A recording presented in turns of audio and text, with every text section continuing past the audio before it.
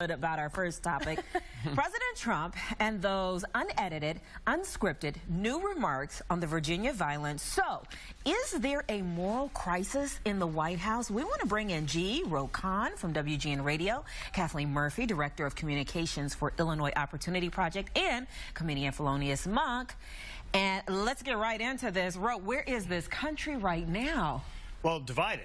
And I think that's the problem. Well, I think it always was, though, but where is it now? Well, the one thing about the presidency, no matter who the president is, the presidency should be an institution that tries to unite. Right. Doesn't try to divide or try to more finally outline the divisions. And that's the thing. He's articulating where the divisions are in a way that I don't think is going to end well for this country. I mean, he's actually yesterday there was a moment where he was doing that whole whataboutism thing. You know, well, what about? And these people did this and they did that.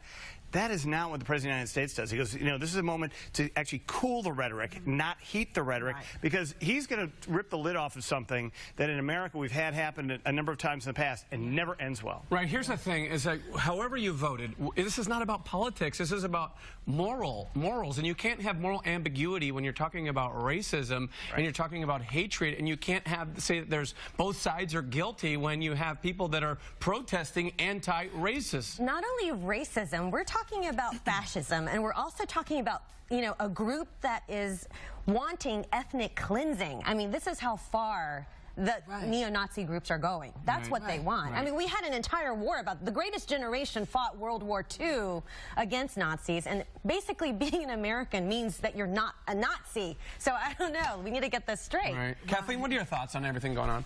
I mean, and you were a Trump voter, supporter, right? Right. Well, you know, it took me a while to come to it, but when it was, between him and Hillary, I took a chance on him. Did you vote for Donald Trump because you didn't like Hillary? Correct. Okay. Yeah. Specific evil needs to be condemned specifically. And the problem with what he said is that he drew a moral equivalence. He tried to draw a moral equivalence between neo-Nazis, white supremacists, and the Antifa, who has used violence to advance a political agenda. But because of this country's original sin of slavery, because of 100 years of Jim Crow, because of state-sponsored racism post-Civil War, he needed to provide historical context and make whatever case he was trying to make about violence and political rhetoric through that lens. And he failed to do that. Do you have buyer's remorse for voting for him? You know, I mean, if things were different, they wouldn't be the same. So,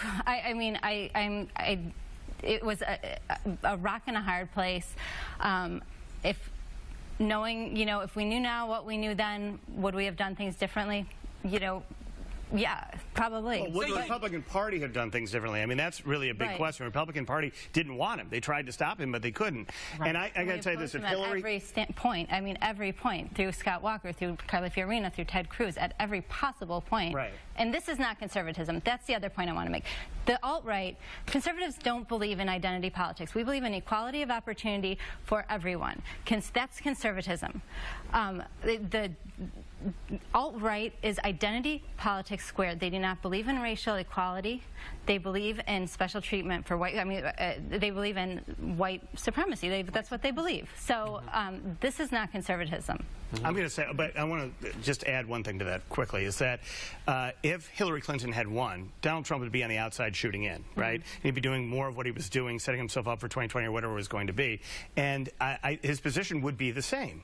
See, the thing here is that he's the President of the United States. He's the President of all the Americans, including those who didn't vote for him and those who won't vote for him in 2020. He's got to start acting like it. Right. Well, he sold a bill of goods that he was the anti-Washington. People were fed up with what they were seeing in Washington. He was not the politician. He was going to run the country like a business. He made a lot of promises, and then it's been the total opposite of what we've seen. Thelonious, I want to get you in here. Do you feel like the president is aligning himself with too many of the alt-right? Is that what the problem is? No, I think because you used ing form of align, I think he aligned himself with the alt-right. That's partially how he became president, and it was easier for people to overlook it before because it wasn't harming them directly, and now it is blatant. We thought, and a lot of people thought, that he was going to become the president and then back up and become this calm, safe space guy. He was going to be okay. We're going to get him back to the center. We're going to get people to handle him, and I knew better.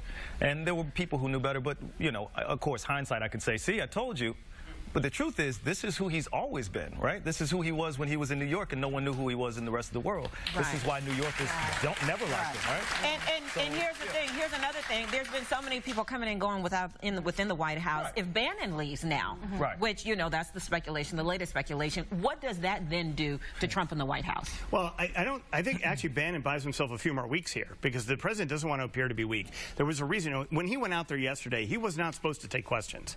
He did it, and his staff, you've seen the pictures now have gone viral. His staff, including his chief of staff, looked down and like, oh no, oh no, oh no. Kelly looked like, Yeah. I would like to be anywhere in the world but here right now. Absolutely. It's chaos. So when he did, and he was good, and he wanted to be combative with the media because he doesn't want to be told what to do. He's one of those guys. You're not the boss of me. I'm the boss of you, kind of guy. And that was very evident. that's what that's all about. So I think because everybody's calling for Bannon's head, he won't do it. Right. Well, I want to piggyback on something that Kathleen said about the historical context. And to me, this is very fascinating because this is a lot of whites who feel left behind by globalization. They're no longer at the top of the pinnacle of, you know, they're not the greatest. They're not making the most money. A lot of concerns about jobs. And they've totally been left behind by the government, right? Right. But if you think about historically, generationally, about an entire society of people, I mean, this country, we have to come to terms with how this country was created. It was created on the backs of slaves. That was the greatest economy for this country and how the founders founded this country and made it an economic superpower, truly, in the very beginning. And I think that's a hard thing to grapple with, that this is the greatest country in the world, but we have this dark history. But I think if we don't deal with that and put that in the open, then that's what's causing all of these fissures because it's like festering, and we're not really dealing with like the problem as well. Well, it's not a secret. And the problem with that original, the Charlottesville originally was about taking down Confederate monuments, right? And so what we're talking about here is people believing that in order for us to have history, I have to have a statue of Robert E. Lee. But I have a history book full of this history. I don't need a statue of Robert E. Lee to do that. What that Robert E. Lee statue does is for someone who looks like me, I go by it and I go, gosh, this guy lost, and you guys love the idea of still fighting for Southern rights so much that you put a monument to him. But the people who brought down those walls, we had to fight just to get a holiday for Martin Luther King, who was murdered without getting the civil rights that he wanted. So this is a country that we're talking about. There's no equality there either, right? But the bigger problem we're having now is that there are people who look like me who see Donald Trump and hear Donald Trump, and we hear conservatism and we go, if there's equality, how come we're still the ones not getting it? And the other thing is, this isn't about jobs. This isn't about economic anxiety, because I've never been called the N-word by someone who was jobless. I've been called racist names by people who had jobs.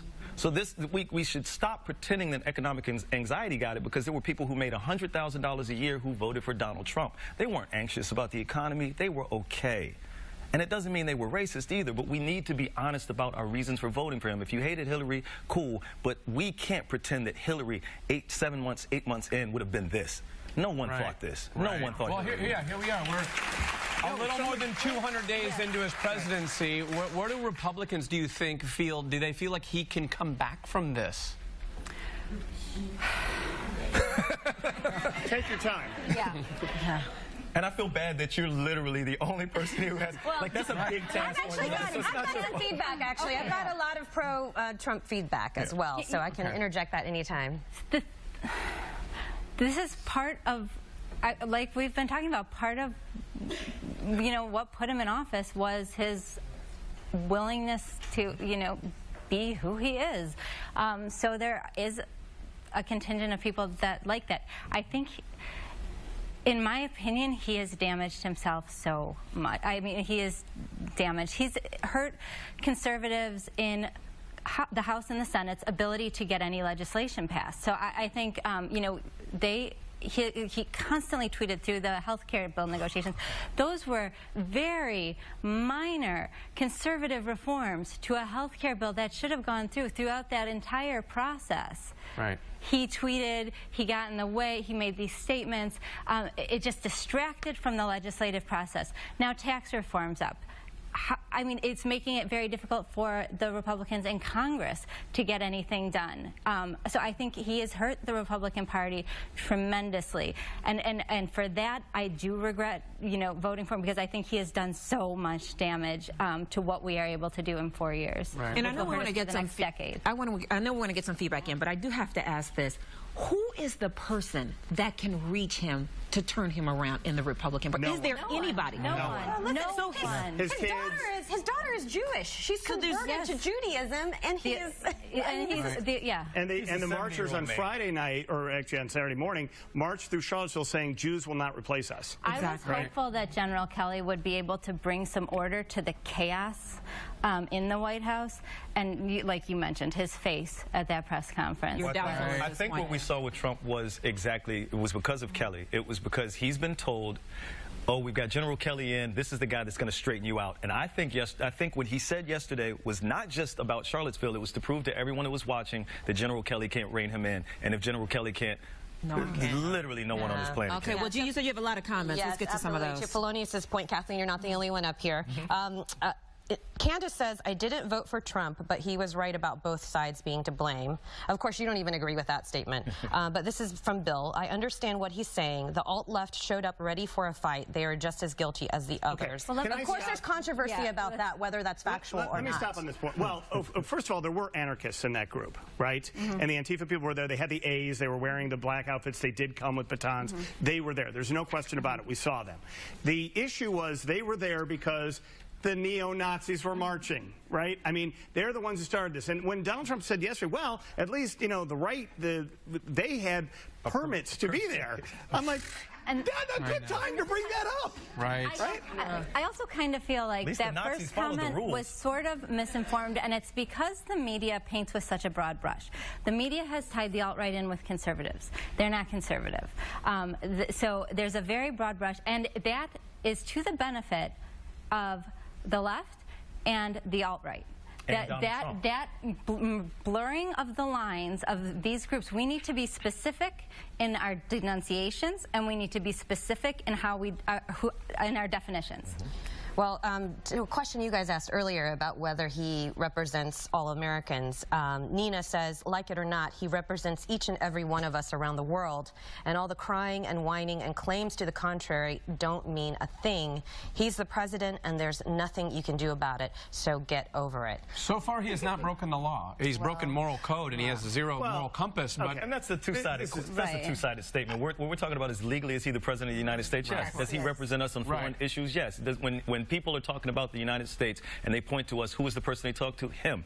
But if you're asking me if the things that he say represents the things that I believe in, absolutely not. And so this isn't I'm not crying. I'm telling you the truth. I don't believe that there's an equivalency between racism and people who are fighting racism. And that means he does not represent me in that form. And we can stop being, we can't on one hand say the media paints with a broad brush and then try to minimize this issue to, he's your president, so whatever he says represents you too. No, it doesn't. He's so afraid to alienate anybody who is in his corner and shows any support that he didn't even want to denounce racism. Notice he does this. That's the easiest thing to denounce, right? He never denounces alt-right or conservative people or denounces anybody in a state that voted for him. This is all about a numbers game for him. And I just want to respond to that. That one person says, get over it. We don't have to get over it. It's not about getting over it, getting under it. This is the real issue here is the world, to use Donald Trump's term, is laughing at us. They're looking at us as maybe not as together as they thought we were. And when you see capital start to move around the world out of the United States because they're going to find safer havens in Europe or Asia, China specifically, you're going to start to see the ruination here is not tomorrow or next month. It's 5, 7, 10 years from now when the U.S. economy isn't as strong and can't pull the levers of the world economy. Right. That's a big deal. Well, Trump is saying that the economy is what it is and jobs are up because of him. Well, every president does that. Yes. Every president does that. Wait, hold on. Barack Obama did it the first 6 months, too, of his presidency. I mean, this is what happens. You always go, whenever it's on your watch, it's on your watch. That's fine. He can make the argument about that. But I mean, Bill Clinton had 21 million jobs created between 1992 and 2000, right? 21 million. Now, it was an 8-year period. And he had a very rocky presidency for the last 4 years, as we will all recall, right? So sometimes the economy works outside of who the president is. Well, a lot of times it does. And not just because the president doesn't affect it directly, but because as companies, let's take an Apple, for example. Apple's doing well. Apple hires people. Barack Obama didn't make Apple do well. iPod iPods, iPads, and really cool phones made Apple do well. Right. They didn't do well in the United States. They actually do well despite the government. do well despite the government, not because of. Right. But do you know, based on all of his immigration policies, the amount of brain drain that this country is experiencing? Yes. I mean, like, hey, I mean, he was kind of, you know, hey, wink, wink, all along while he was running, and look at his immigration policies. Right. They don't fall far from, you know. Yeah, here's the thing, and politics aside, here's the thing is, if I said the things that the president said, You would I not wouldn't be have a on the job. That's If absolutely your right. son's teacher said the things that the president said, they would be fired. Well, And- that's what's frustrating the people, though, that were at that rally, is that they believe that they have a right to speak out about their ignorance and not actually have to have any consequence, personally, professionally, anything like that. And the world has changed. You do But have that's a not right what to the speak first- out and Right. not face, I mean, violence in face response to government speech is consequence. antithetical Right. to the hope of a vibrant democracy. We're talking about violence as opposed to people saying First Amendment. That has those two things are different separate. things. First Amendment means that the government can't make any rules limiting your speech. Correct. So no one in the government limited their speech. Right. What they're saying is I should be able to say what I want to and not have consequences. And I've never seen a place on this planet where you can walk up to someone and say something rude or disrespectful can't and incite face zero violence. consequences. Well, and that's, I mean, imagine me, That like, goes against, you know. I have young kids, and I tried to explain this. You know, I'm sitting on the couch with Max trying to explain this, and he's asking me all these different questions. Just think how it feels to say, well, this group hates other people who are not white. And the other group hates that they hate other people. And they're just upset that they want to protest. They want You know, love. this And they to want, me is this not- group is going for hate. So it's like, I don't think and you either- put them in the same category as the president of the United To me, States? The one positive thing that's going to come from this is a dialogue, because remember when we had a black president, everybody thought we had no more race problems in this country. So thank goodness that the light has been shed on all of us, and we can have a decent dialogue. Well, I mean, a lot of people were saying Right. that. You know, But I don't know that there can be dialogue because emotions and tensions are so high. Think about when we just had Van here from CNN just last week, and he's trying to spread this dialogue. And I asked him if he was hopeful when he's touring the country, Right, Van telling Jones. everybody, Van Jones from CNN, that, you know, we need to talk. I want to sit across the table from somebody who doesn't have the same political beliefs as me. And let's talk about this. I want to know why you voted the way you do.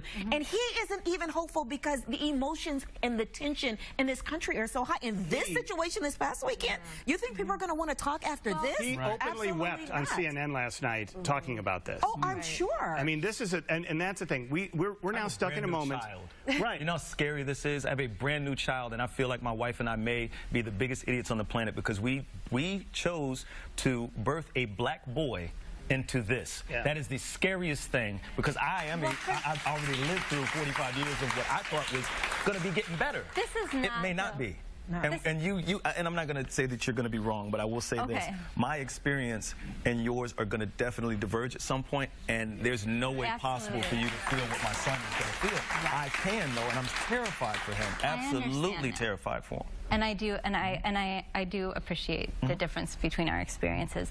I would encourage everyone. Tim Scott, who is the senator out of South Carolina, wrote a beautiful piece, and he wrote, you know, I just want to read a piece of it because he said, our nation's greatest strength lies in our diversity. I believe the greatest underappreciated threat we face is the unraveling that is occurring from the inside out. America has created so much opportunity for people of all races. I mean, there are countries in this world where women can't drive. There are countries in this world where women can't go to school. I mean, but for the American experiment, again, we have created so much opportunity, and we have to continue to do that, and we can't let, like, these setbacks show us where there are problems and there are serious... But how do you get the white supremacists and the people who are out there at that rally to... advocate by doing just this, I think, by continuing You think they'll listen to us? No.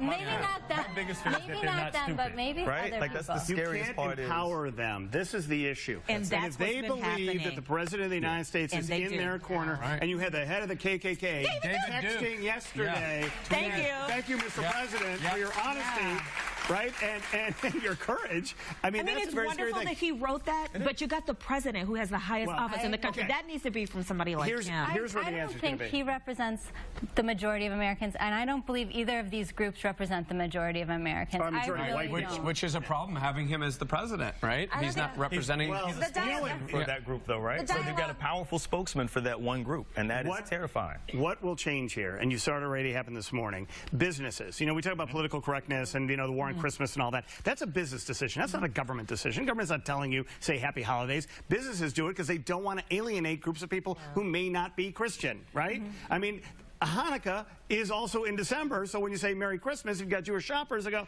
okay, well, thanks, it doesn't really apply. But they're still buying stuff. So the point is that now you have these people, the president just disbanded that manufacturing council because basically everybody else got off it. He disbanded it because it didn't exist anymore, basically. Right. Yeah. Everybody quit. Like, oh, we're going to cancel Windy City Light Up after everyone quit. The discussion doesn't need to happen between the far left and the far right, or the alt-right and the alt-left. The discussion needs to happen between the people that voted for Trump because they felt like they didn't have any better options, and for the people who voted for him because they felt so left behind by the system. But they would be dependent on businesses to create opportunities. I'm going to disagree a little bit with Felonious. Yeah, having idle hands, right, or the devil's workshop, right? So people who are working, it's going to be a better situation. Whether people are racist, you know, everybody has on some sort of spectrum of their own beliefs that they don't want to share publicly, right? In your own head, you think thoughts sometimes you don't want to let out. These are people who can't help themselves. And now we have a president who appears not to be able to help himself either. And that's dangerous for us on the world stage, whether it's militarily or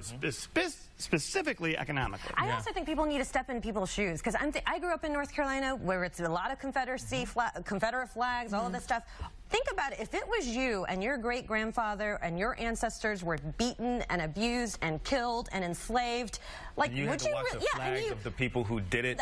People saying, we lost, but we'll rise again. Would you that want is the that? scariest thing to hear. The South's going to rise again. Wait, you mean the South that enslaved people who look like me? I don't want that to happen. Think about that. That's what America needs to grapple with. We need to face that fact and reality. Absolutely. And trust me, there are millions of people that look like my color skin that think that that's the worst thing that's ever happened in American history, the young lady who passed. Absolutely. The young lady who was killed in the protest. And I think it's important for all of us to unite and know that that's morally incredibly wrong. Well, there is one man who is still hopeful, and it is now, his tweet has now garnered the most viewed likes, or the most tweets, right, in Twitter history, 2.7 million. And this is a quote that former President Barack Obama put up on Twitter on Saturday from Nelson Mandela. No one is born hating another person because of the color of his skin or his background or his religion. They're not born that way. Right. They're taught that. It shows you the sentiments of the country. This is the most liked thing ever on Twitter. Right. You know, it shows you where we're at. Part of the thing is that, you know, we're beating this, you know, in the media constantly. Well, most of the media is. Fox News isn't currently. They're onto something else. But they want to change. They want to turn the page, right? And I think eventually, at some point, see, the president has to stop. He can't. Every time he goes out, he makes it worse. Right. He's not stopping. That's the thing. That's why I asked, who can stop him? Every day. And there's no consequence. 207 days. Unless he was losing money, there's no consequence. And what we've learned from Donald Trump is he believes that his brand is so strong that even if he loses money, in his book, he said, if I were down to my last dollar, I would get a publicist. I would spend that dollar on a publicist because as long as my name is out there, I can make money. There's nothing we can do to hurt him. We can't harm him. And so there's no reason for him to stop saying words. He's 70, he's wealthy. There's no reason for him to change because what he's said and done has always worked. We can't stop him. He doesn't love us. He doesn't love the country. He's shown us that. He's shown us that. And that's the scariest part, is that people voted for him because he represents what I believe. He doesn't. He doesn't love this country. We've seen that. He's harming us every day. We've seen it, and no one's doing anything about it on the level that they can and they should. All right. Big thank you. Yeah. Thank you to Felonious. Thank you to Kathleen. Thank you to Rokon for stopping by. Really appreciate it. Yeah, coming up next, we're going to lighten things up just a little bit.